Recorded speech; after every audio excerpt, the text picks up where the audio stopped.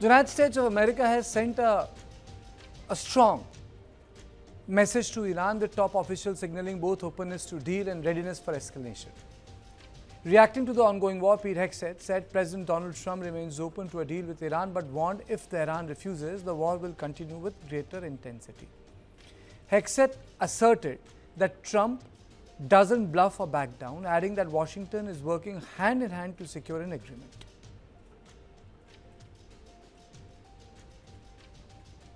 The latest intel is clear out of CENTCOM. Our strikes are damaging the morale of the Iranian military, leading to widespread desertions, key personnel shortages, and causing frustrations amongst senior leaders. Just last night, we had 200 dynamic strikes alone.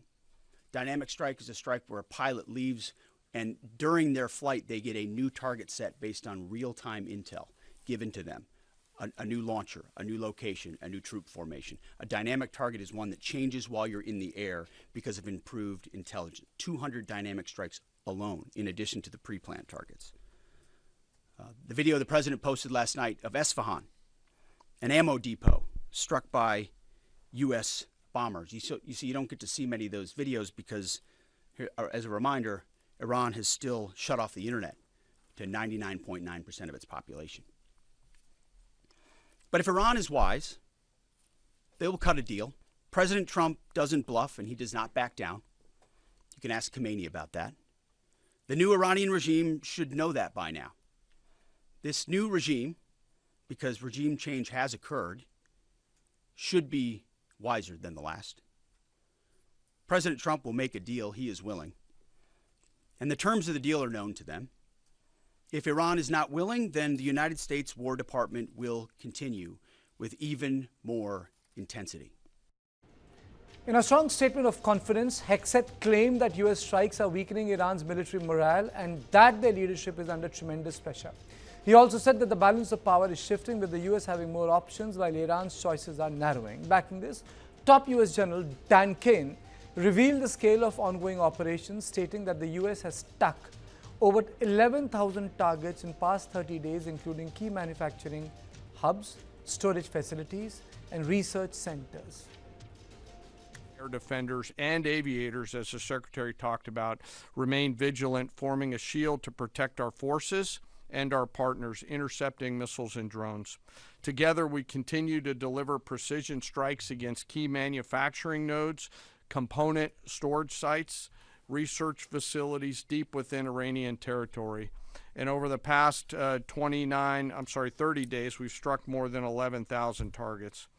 Given the increase in air superiority, we've successfully started to conduct the first overland B-52 missions, which allow us, as we've said before, to continue to get on top of the enemy. And as the Secretary talked about, switch towards more and more dynamic targets, servicing mobile targets around the battle space.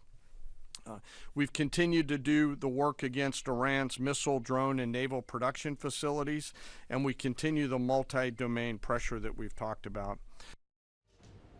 On the question of a possible ground invasion, Hegseth kept all options open, stressing that unpredictability is part of the strategy. He indicated that timelines remain fluid, ranging from weeks to longer, depending on how the situation evolves. He made it clear that any decision on deploying the U.S. troops will ultimately rest with President Trump, with the goal of ending the conflict on American terms. As far as President Trump and boots on the ground, I don't understand why the base, which they have already, they understand, wouldn't have faith in his ability to execute on this. Look at his track record of pursuing peace through strength, America first outcomes. What he's simply saying, and it's exactly true, and I've said from this podium too, we're not going to foreclose any option. You can't fight and win a war if you tell your adversary what you are willing to do or what you are not willing to do, to include boots on the ground. Our adversary right now thinks there are 15 different ways we could come at them with boots on the ground. And guess what? There are. So if we needed to, we could execute those options on behalf of the President of the United States and this department. Or maybe we don't have to use them at all. Maybe negotiations work, or maybe there's a different approach. But the point is to be unpredictable in that. Certainly not let anybody know what you're willing to do or not do, But if anybody has internalized the lessons of Iraq and Afghanistan, as the first one, President Trump, to call them out for what they are, he's not going to repeat those lessons. And I think I've been very clear about that from the podium. So the biggest takeaway of the press conference of the Pete Hegseth is that he has not denied that America is not serious about boots on ground operation. On this issue, I'm joined by Vice Admiral Shekhar Sinha, former Chief Integrated Defence Staff and Commander-in-Chief Western Naval Command, and Air Vice Marshal P.K. Srivastava. Thank you both of you for joining me. Let me straight away go to Vice Admiral Shekhar Sinha. Sir, there are two things. Either the America gets out of the war abruptly, the way they left Kabul within 10 to 12 days, or they stay put in the quagmire, what happened in 70s during Vietnam. There was a hour-long press conference by Pete Hegseth. What's your assessment on it as an opening comment? Well, thank you, Kartikeya ji, for getting me on your show. He is quite clear that if the deal is not made, now what is the deal like that? I'll talk in a short while. If the deal is not done, then this will continue. They don't know for how long. Now the troops are being amassed. They are being collected from, from the Southeast Asian countries and some other places. Mainly that the commander-in-chief, the president, the option is available to him. If he wishes to put the boots on ground, he has it available. Otherwise, the Department of War or Department of Defense should not be saying that, sir, let me get the troops from so and so place. So now they're all being accumulated in and around that area, so that should the president decide that a ground operation has become necessary, the talks have failed, or they have not achieved their full purpose, then ground operation cannot be ruled out. Now, should the ground operation take place, then obviously they will have to make sure that the all ground fire units, all the industrial complex which manufacture the these barud, gola and all that, they are absolutely taken out of the way. So that is one thing that we should remember, that he is not going to pull out abruptly, because remember that in Afghanistan they remained for 20 years and it was abrupt because they were not left with any option and they had a different regime ready, unfortunately the same one which they wanted to remove, but hand over and leave it to their own fate. This is what it was. But here it is very early days to imagine that they will walk out. Let me just add one point, Kartikeya ji. I have a very different view about what are the ultimate intention. The ultimate intention is to weaken China's manufacturing ability so that, like it imports oil, most of its oil from, one was from Venezuela, one is Iran, two of the largest sort of oil producing people. He's got hold of the Venezuelan one. He will now, I am sure that in the deal it will be added that they will have partial control on the oil supply from Iranian production lines, and then automatically the Chinese are catching up very quickly. If you reduce their ability in the production or manufacturing, then you're looking at his competitor is actually slowing down and not competing against America right now. Okay, let me go across to Air Vice Marshal P.K. Srivastava. Sir, whenever there has been a war, or to say that the first TV war for the larger world was the Iraq war. Vietnam was not a TV war, it was a much more of a newspaper magazine war. There was a shock and awe in terms of the American Air Force. But this time the shock and awe has been challenged by drones and lesser and cheaper technologies, with the 1 billion radar being broken, taken down, EC-3 being down, even the best of missiles not working. Why is that happening, sir? So thank you very much, Kartikeya. I'm really happy to be on your show, and thank you to my co-panelists. I love them. So now coming to the point, you raised a very good question. Firstly, see, President Trump has got into this conflict or this kind of war without even taking the authorization of his own Congress. Yes. Which earlier, Lyndon Johnson in case of Vietnam and George Bush in two cases, that is Iraq and Afghanistan, they went to Congress, they took their own Congress into confidence, and then he launched an initiative. People were convinced what are the options and why are we waging this war.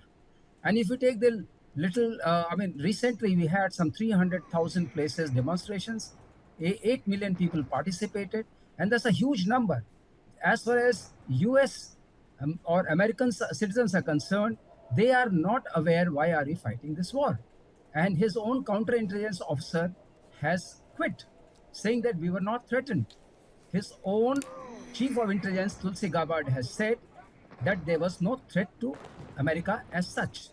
Now, coming to what President Trump is saying today, he says that you have two options. He's throwing it to the world. One, you buy US oil, or you go and fight for Strait of Hormuz. Of course, as a commander in chief, he's got his options open, but the number of troops he's amassed and the kind of terrain he's going to face in Iran, if he really decides to go for the ground operations, it'll fall short of that. He has all the options. He's one of the mighty ones. But I agree with Admiral when he says it's not Iran itself. It's about China. It's also about dollar supremacy. It's also about maintaining and sustaining the petromonarchies.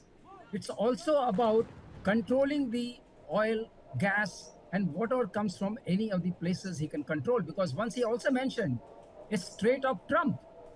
So the world in general now understands that Trump wants to get over this business. If you put all that together for the sake of his control over the oil and thereby maintaining the supremacy of dollar as an international currency, and also Kartikeya, he knows that he's under tremendous debt with $40 trillion hanging over the head of Americans. It's a huge debt which he has to manage in case dollar, and China is naturally the first, guilty, you can say, associate in all this, because they were buying that oil in yuan. So as far as operations are concerned, but one must take lessons from the history. If you talk about Normandy landings, they were successful, but at a very huge blood cost. So that will happen in this case also.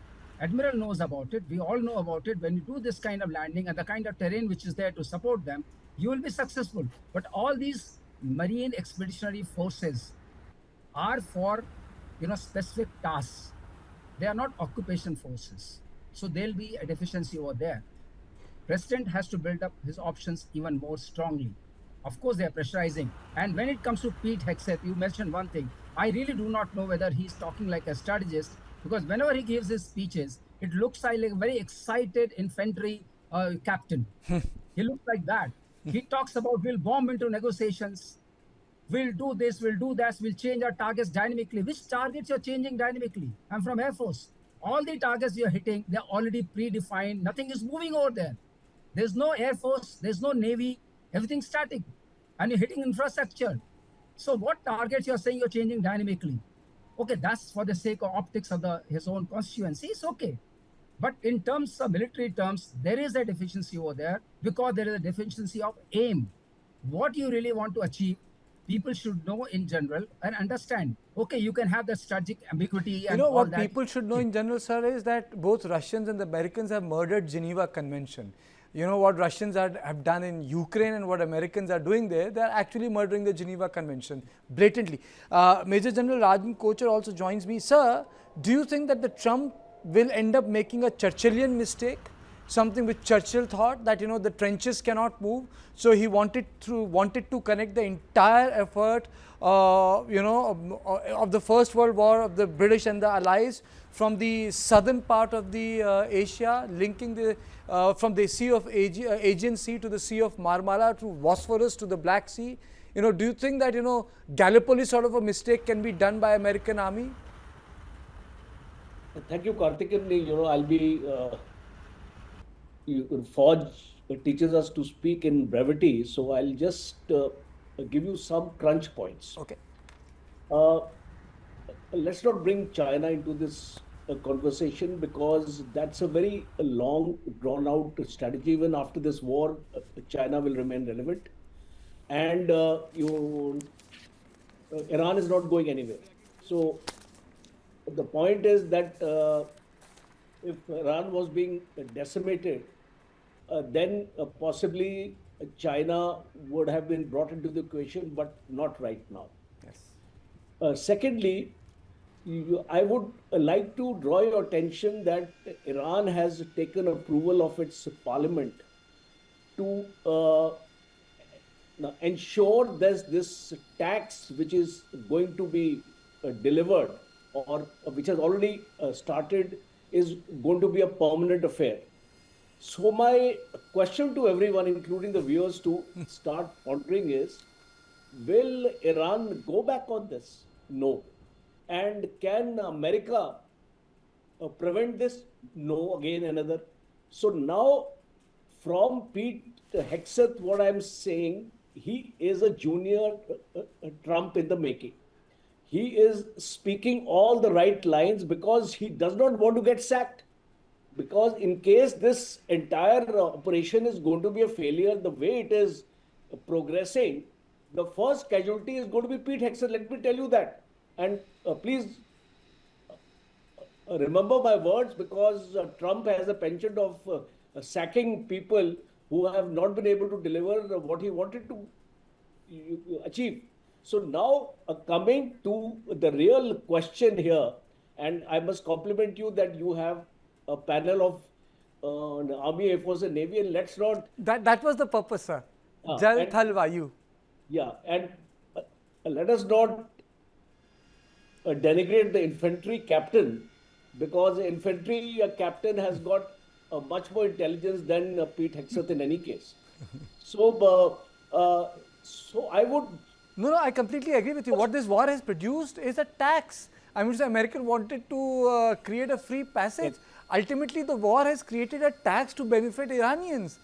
There was no tax before the war. Now there is a tax after the war or during the war. I mean, this is absurd. Is not only the tax, Kartikeya, the entire control of Strait of Hormuz has changed. The entire geopolitics of Strait of Hormuz has changed, because earlier it was international water, it was free flowing, anybody could go, anybody could come. But after this war, it's not going to remain the same. And Trump, you see, we are talking about this marine operation. I've just written an article on that.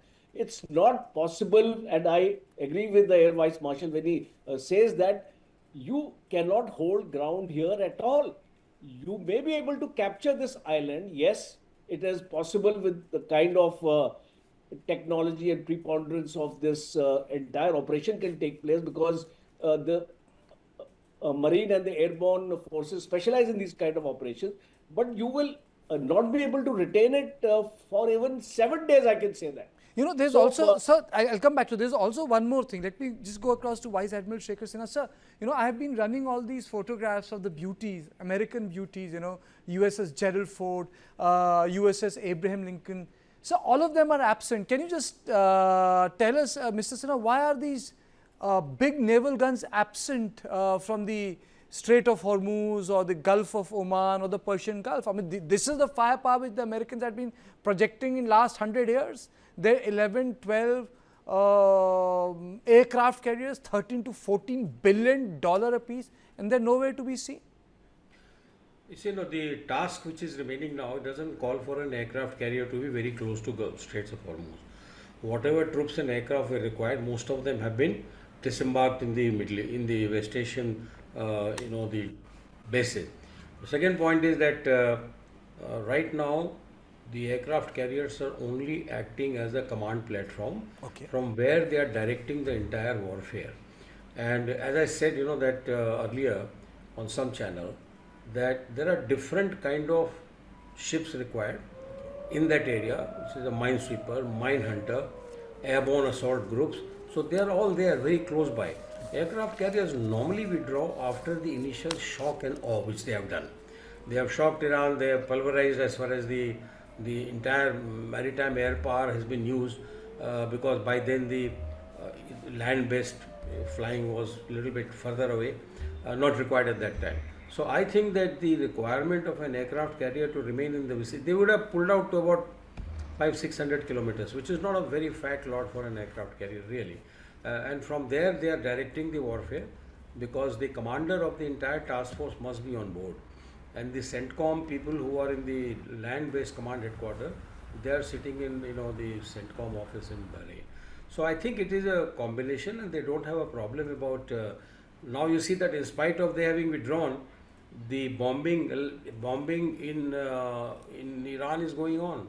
It is on, and that is what the Iranians are responding to. What the Americans are doing is now, as far as the military manufacturing complexes are concerned in Iran, they are being targeted and they want to decimate it so that they are not able to replenish the missiles and drones, which are running out at some rate. So I think that to answer to your question is, what is required is there very close by, because you keeping the aircraft carrier close by only for command purposes is not fair, because it might get hit. Though the aircraft carrier of the US has 5-6 layers of air defense, it's quite difficult for even the missiles to penetrate. Okay. So having said that, I would say that a carrier battle group has many other ships on the group, and they are the ones which are closer to the Straits of Hormuz, so that they can intercept the missiles, or they can start attacking when they find that they have complete. But sir, why isn't America able to clear the Strait of Hormuz? Is it the geography of it, or is it the near impossibility of it? Something with I said the Churchillian mistake. They also sent the best of the British Navy, but then they realized that the Turks were actually floating the mines there. So by the time the minesweepers had done the job, with the current, the extra floating mines would come, and most of the ships drowned. I mean, this is part of history. No, you have just given the answer to the question that you asked me, because the mines are of 3-4 different types. One is a magnetic mine which gets activated by the magnetic field of the ship. Number one, most of the ships are made of steel. All the ships are made of steel, except for the minesweepers. Minesweepers are made of fiberglass, and therefore they don't create any magnetic field. Number two, they have acoustic mines. They actually, your propeller wash and the rotation of propeller can activate them. Number three are the mines which are on the ground mines. They are embedded in the floor of the sea, and to remove all this, it's a very Herculean task, and I don't think you require a task force. Ultimately they will be mine sweeping, there will be divers, clearance divers, a full branch which is called clearance diving, and minesweepers have got, let me tell you, they have got 100 odd meters of cable, electrical cable running behind the ship.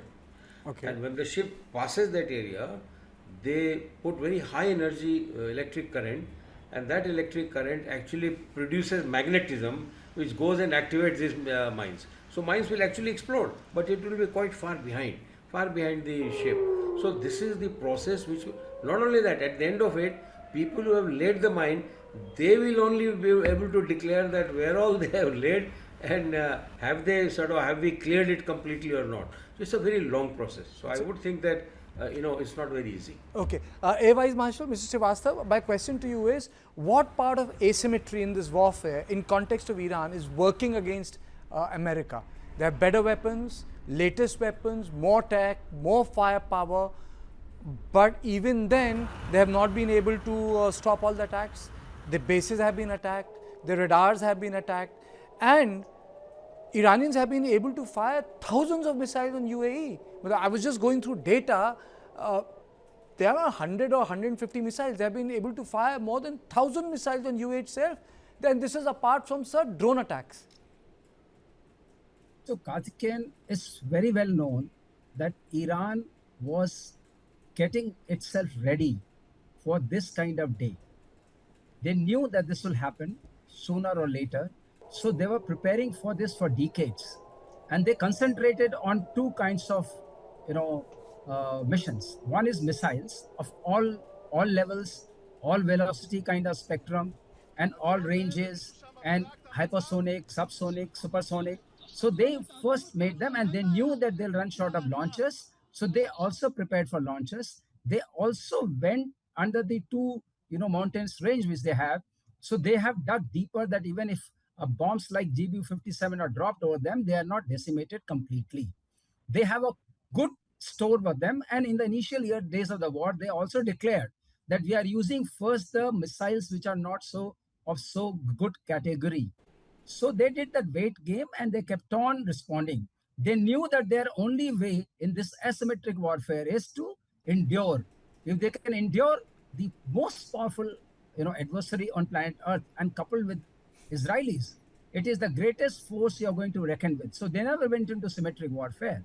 They allowed them to bomb. They were bombing. I mean, by now, Pete Hegseth said we have bombed 11,000 targets. Yes. And accordingly, Israel has also bombed over 7,000 targets. Yes. So there are no more. And once President Trump himself said there are no more targets to bomb. And second thing was their ability to launch drones of all types. Drones, they make nearly 10,000 per month. That's a huge number, and of all types. So I have seen this kind of warfare in this. You need to just sustain. And now the interceptors will come in play. The interceptors are very costly. If you talk about, the interceptors like THAAD, you talk about interceptors like Arrow 3 or Arrow 2, you will run short of them. You talk about Patriots, PAC-3 or something. They make only certain numbers in a year. As you know, it's in the public domain that they make only 600 PAC-3 missiles per annum. Even if they have also diverted to Ukraine, it is deployed in so many air bases of theirs. So they'll run short of, if Iran endures, they'll run short of interceptors, and that is why they have to become very selective in hitting the targets. And they are now penetrating through the air defense layer. They have the greatest air defense layer as far as Israel is concerned, but it's penetrating through. The reason is that now they have to choose selectively which to hit, which not to hit. And that's a very complex game. And Iranians have been able to hit the early warning radar, which is, you already mentioned, that's about $2.1 billion. So it's a kind of escalation trap which Robert Pape, the professor, Chicago professor, keeps talking about.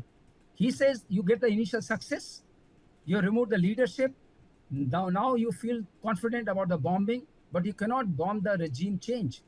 It doesn't happen. Pete Hegseth said that there's a new regime. I noted that word when he talked about. What's the new regime about? It's when the people have changed. The regime is all about ideology. The ideology persists. The same IRGC will continue, the same bases will continue, the same regular forces will continue. So there's no change in regime. Now it has got a leverage. There is a damage to reputation of most powerful military on planet Earth. But if you really say, in the eyes of the common public, the reputation of Iran has gone up in military terms. We don't like that regime, but you really admire their sustenance. They have some method in madness that they have been able to sustain. Okay. And endurance will be the key in this case. Okay. General Kochhar, two quick questions to you. One, what is your assessment? Do you think that Americans will eventually end up putting boots on the ground despite Hegseth, not committing? He said, if our timelines are met, we can also leave. Because if you remember, the spokesperson of the White House said 4 weeks to 6 weeks. So we have crossed 4 weeks and 6 weeks have not been completed. And secondly, he also said, if they cut a deal, we are good to go. So what's your assessment of this press conference? Kartikeyan, there'll be no boots on ground. Because, no boots on ground? No, because that would be walking into the trap. Okay. And I think there'll be very, very heavy casualties on the first day itself when they attempt this kind of amphibious operation in which helicopters will be involved. Why do you say, sir, heavy casualties when they don't have Navy, when they don't have an Air Force, they don't have helicopters? Yeah, I'll tell you. See, in the in any assault operation, we work on a force ratio. So when you are an attacker, you always go with a force ratio of at least 1:4. That is, in case a defender has got 10,000, you have to bring in 40,000 troops. A second important aspect is because right now the Americans don't have the force ratio, and the IRGC is there, you waiting for them. Second is, a very important principle of warfare is surprise and deception. You have already lost the surprise because you have announced your intention. So the enemy is waiting for you. Enemy does not need an air force. It does not need an army. It has got that asymmetrical tools. It has got the midget submarines available in this region, and all underground systems are available, and you have your drones, the Shahid drones, which can cause havoc here on the first night itself.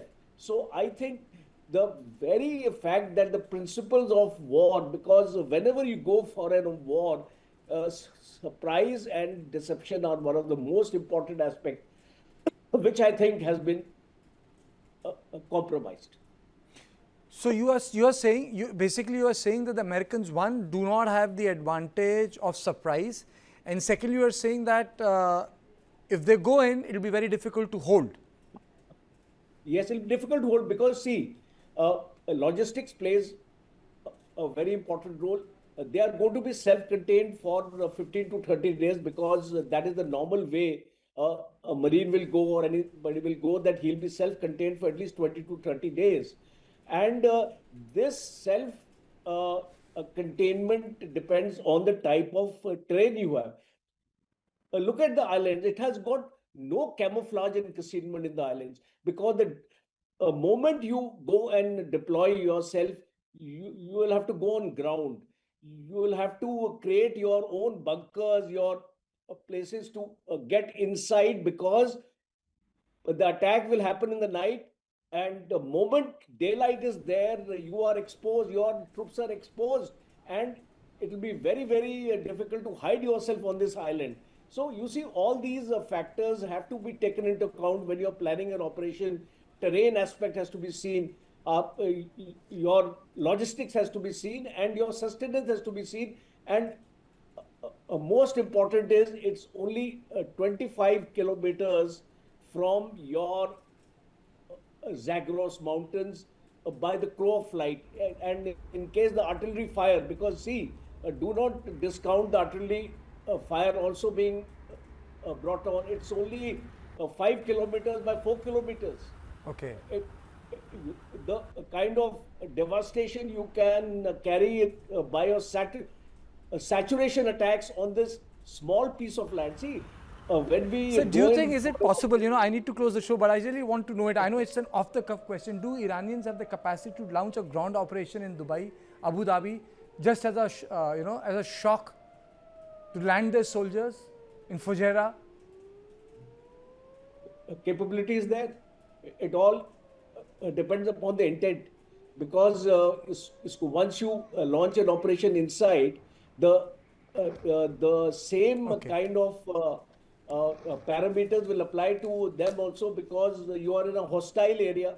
Okay. Mr. Srivastava, you wanted to say something? I know you want, but only 30 seconds. I really need to close the show. Because I just want to say that when they go for ground operations, there'll be air operations first. The air vector will come in play, and they'll provide the cover, and there'll be continuous flattening of the area. It will not be as bad, but it'll be bad, which I agree. And second thing, the naval vector, in whatever form it can come, it will come. So all these things will be taken care of, and the ground. This will all happen together.